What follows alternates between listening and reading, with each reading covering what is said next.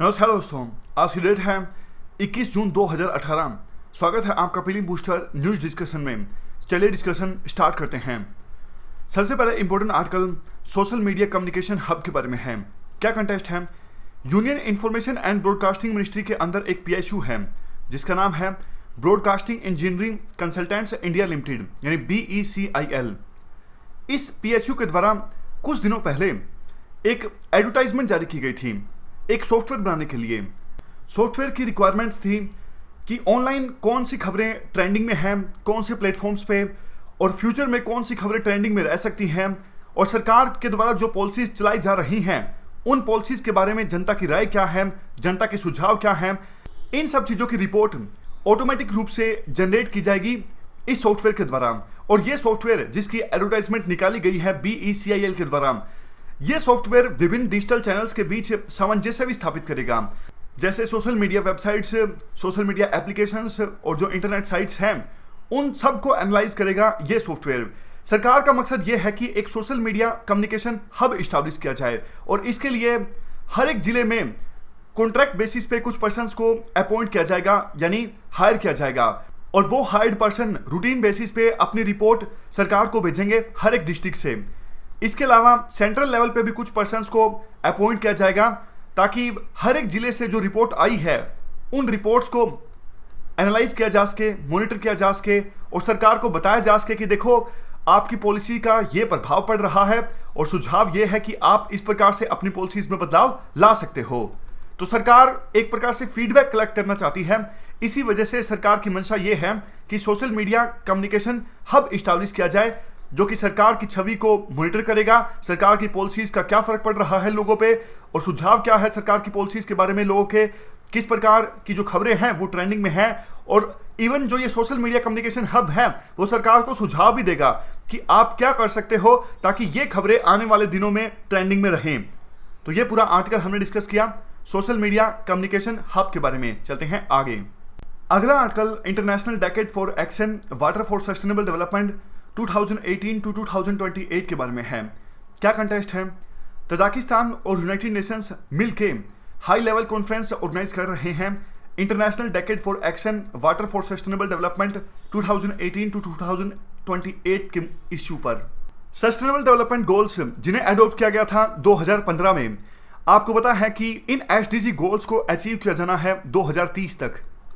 अब देखो इन SDG goals में जो वाटर रिलेटेड इश्यूज हैं उन वाटर रिलेटेड इश्यूज पर चर्चा होगी इस कॉन्फ्रेंस में जिसे ऑर्गेनाइज किया जा रहा है तजाकिस्तान और यूनाइटेड नेशंस के द्वारा मिलके। फोकस होगा कि विभिन्न कंट्रीज के बीच कोऑपरेशन को और ज़्यादा स्ट्रेंथन किया जाए, पार्टनरशिप को और ज़्यादा मजबूत किया जाए ताकि सभी देश मिलकर काम करें और सस्टेनेबल डेवलपमेंट गोल्स के अंदर जो वाटर रिलेटेड इश्यूज हैं उनको एड्रेस किया जा सके। आज देखो वर्ल्ड में विभिन्न जगहों पर वाटर क्राइसिस हैं। हमारे देश में भी नीति आयोग ने जो रिपोर्ट रिलीज की थी, आपको याद होगा, नीति आयोग ने कहा कि हमारे देश में फिलहाल 600 मिलियन लोग वाटर स्ट्रेस को फील कर रहे हैं। तो काफ़ी गंभीर तरह के वाटर क्राइसिस हैं। अगर जल्द ही इन क्राइसिस को एड्रेस नहीं किया गया तो वर्ल्ड में बहुत सारी जगहों पर वाटर नहीं मिलेगा पीने के लिए भी और दूसरे डेली कामों के लिए भी। वैसे हर साल 22 मार्च का जो दिन है वो वर्ल्ड वाटर डे के रूप में सेलिब्रेट किया जाता है और इस दिन अवेयरनेस फैलाई जाती है वाटर रिसोर्सेज की इंपॉर्टेंस के बारे में, कैसे कंजर्व करना बहुत ज़्यादा जरूरी है और कैसे वाटर रिसोर्सेज को प्रोटेक्ट और कंजर्व किया जा सकता है। और इस साल यूनाइटेड नेशंस जनरल असेंबली के द्वारा डिसाइड किया गया कि ये जो डेकेड है 2018 से लेकर 2028 तक का, ये international decade for action water for sustainable development के तौर पर मनाया जाएगा। कारण वही है, ऑब्जेक्टिव वही है कि विभिन्न स्टेक होल्डर्स के बीच कोऑपरेशन को स्ट्रेंथन करना, पार्टनरशिप को और मजबूत करना ताकि विभिन्न स्टेक होल्डर्स मिलकर काम करें वाटर रिसोर्सेज को मैनेज करने में। चलते हैं अगले आर्टिकल की तरफ। अगला आर्टिकल ऑफशोर विंड पावर के बारे में है। क्या कंटेस्ट है? सेंट्रल गवर्नमेंट ने टारगेट रखा है, मीडियम टारगेट ये है कि 2022 तक 5 gigawatt offshore wind power generate की जाएगी और लॉन्ग टर्म टारगेट ये है कि 2030 तक 30 gigawatt offshore wind power generate की जाएगी। ऑफशोर विंड पावर के बारे में आपको थोड़ा सा बता देता हूं। मान लीजिए ये इंडिया कोस्ट है और यहां पे ये है कॉन्टिनेंटल शेल्फ और 200 नॉटिकल माइल्स के अंदर अंदर यानी इंडिया का जो एक्सक्लूसिव इकोनॉमिक जोन है EEZ है, वहां पर विंड फार्म इस्टेब्लिश कर दिया जाता है। यानी इस प्रकार के जो पंखे हैं वो खड़े कर दिए जाते हैं।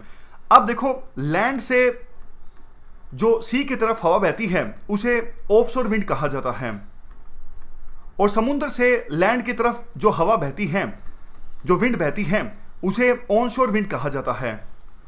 अब लैंड से जब सी की तरह हवा चलेगी तो जो ऑफशोर विंड चलेगी तो इससे ये पंखे घूमेंगे तो हवा जनरेट और इलेक्ट्रिसिटी जनरेट होगी, तो उस पावर को कहा जाता है ऑफशोर विंड पावर।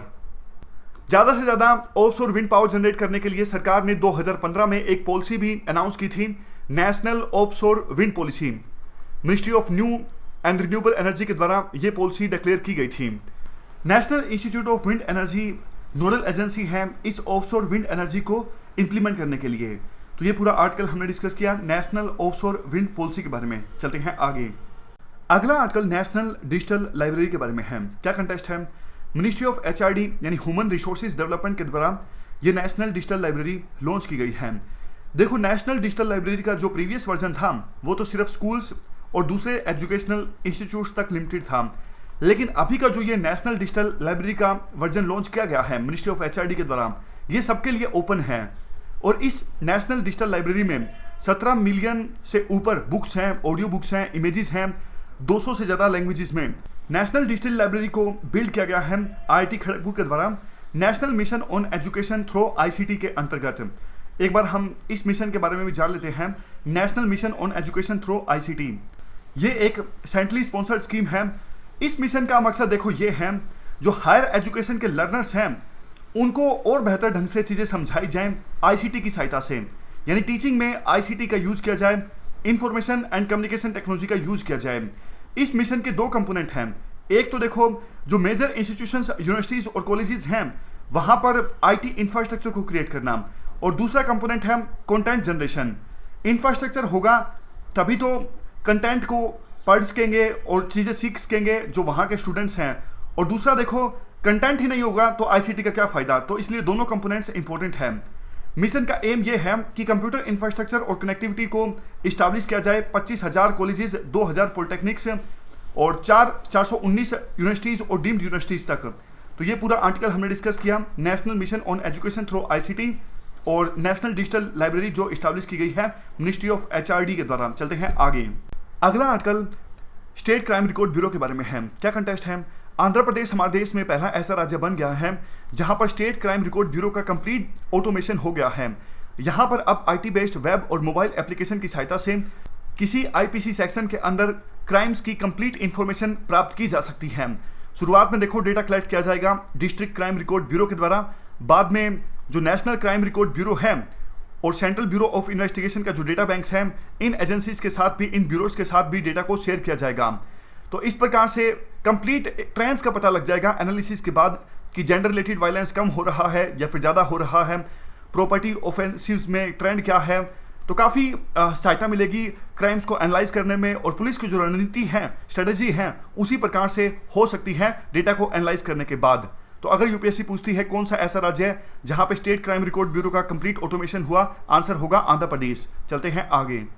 अगला आर्टिकल वर्ल्ड के टालेस्ट गर्डर रेल ब्रिज के बारे में है। थोड़ा सा बैकग्राउंड आप देख लीजिए।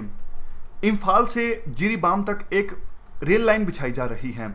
मणिपुर की राजधानी है इम्फाल, मैप में देखिए यहाँ पर, और यहाँ पर है जिरीबाम। यहाँ पर दोनों के बीच एक रेल लाइन बिछाई जा रही है। रेल लाइन की लेंथ है 111 किलोमीटर्स। यहाँ पर देखो, Jiribam Tupul Imphal railway line, length है 111 किलोमीटर्स। तो इसी रेलवे लाइन पे वर्ल्ड का tallest girder rail bridge establish किया जाएगा, bridge number 164। Ijai river valley को पार करने के लिए ये ब्रिज इस्टेब्लिश किया जाएगा।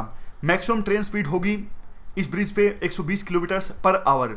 अभी देखो, मणिपुर की जो राजधानी है इम्फाल, वहाँ पे रेल कनेक्टिविटी नहीं है, और जिरीबाम जो जगह है वो असम के कछार डिस्ट्रिक्ट के साथ लगती जगह है। और मणिपुर पे अभी तक रेल लाइन इसलिए नहीं इस्टेब्लिश की गई है क्योंकि सीस्मिक जोन 5 में आता है इम्फाल, तो अर्थक्वेक यानी भूकंप आने की संभावना बनी रहती है इम्फाल में। तो ये पूरा आर्टिकल हमने डिस्कस किया world tallest girder rail bridge के बारे में। चलते हैं आगे। आगे ज्योग्राफिकल लोकेशंस की सीरीज में नेक्स्ट है पेन्नार रिवर। पेन्नार रिवर जिसे उत्तरा पिनाकिनी के नाम से भी जाना जाता है, पेनिनसुला इंडिया की मेजर रिवर्स में से एक है। पहले आप रूट देख लीजिए पेन्नार रिवर का। कर्नाटक में चिकबल्लापुरा डिस्ट्रिक्ट है, वहाँ पर नंदीदुर्ग रेंज है और चेन्नई कासवा हिल्स हैं। तो चेन्नई कासवा हिल्स से निकलती है पेन्नार रिवर। उसके बाद टोटल लेंथ है 597 किलोमीटर के आसपास, यानी 597 किलोमीटर के आसपास। और फाइनली पेन्नार रिवर गिरती है बंगाल की खाड़ी में। यहाँ पर बेसिन एरिया फैला हुआ है आंध्र प्रदेश में और कर्नाटक में। 55,000 स्क्वायर किलोमीटर्स के आसपास बेसिन एरिया है पेन्नार रिवर का। पेन्नार रिवर के नॉर्थ में है इरामाला रेंज। यहाँ पर देखो, नॉर्थ में है इरामाला रेंज और उसके बाद ईस्ट में है नालामला और वेलिकोंडा रेंजेस, साउथ में है नंदीदुर्ग हिल्स। मैप में देखिए आसानी से समझ में आ जाएगा। पेन्नार रिवर के नॉर्थ में है इरामाला हिल्स, उसके बाद ईस्टर्न घाट में ईस्ट में है नालामला और वेलिकोंडा हिल्स और साउथ में है नंदीदुर्ग हिल्स। वैसे साउथ में शेषाचलम हिल्स भी हैं। पेन्नार रिवर का बेसिन एरिया एग्रीकल्चर के लिए बहुत ज़्यादा इंपॉर्टेंट है। पेन्नार रिवर के ट्रिब्यूटरीज की हम बात करें तो लेफ्ट बैंक ट्रिब्यूटरीज हैं जवामंगाली और कुंदेरू और राइट बैंक ट्रिब्यूटरीज हैं चिरावती और पापागनी। यहाँ पर देखो, पेन्नार की लेफ्ट बैंक ट्रिब्यूटरीज हैं जयामंगाली और कुंदेरू। जयामंगाली यहाँ पर गिवन नहीं है लेकिन कुंदेरू गिवन है, कुंदेरू ये रही। और जो राइट बैंक ट्रिब्यूटरीज हैं वो है चिरावती और पापागनी। पेन्नार रिवर के ऊपर प्रोजेक्ट्स की बात करें तो पेन्नार रिवर बेसिन में जो मेजर प्रोजेक्ट है वो है सोमाशिला। याद रखिएगा, सोमाशिला प्रोजेक्ट है, पेन्नार रिवर के बेसिन एरिया में है। तो ये थी हमारी आज की डिस्कशन। शुरुआत से देख लेते हैं आज हमने क्या क्या डिस्कस किया। सबसे पहले हमने डिस्कस किया सोशल मीडिया कम्युनिकेशन हब के बारे में। उसके बाद हमने डिस्कस किया international decade for action water for sustainable development 2018 to 2028 के बारे में। उसके बाद ऑफशोर विंड पावर के बारे में हमने डिस्कस किया। नेशनल डिजिटल लाइब्रेरी के बारे में हमने जाना। हमने ये भी जाना कि national mission on education through ICT क्या है।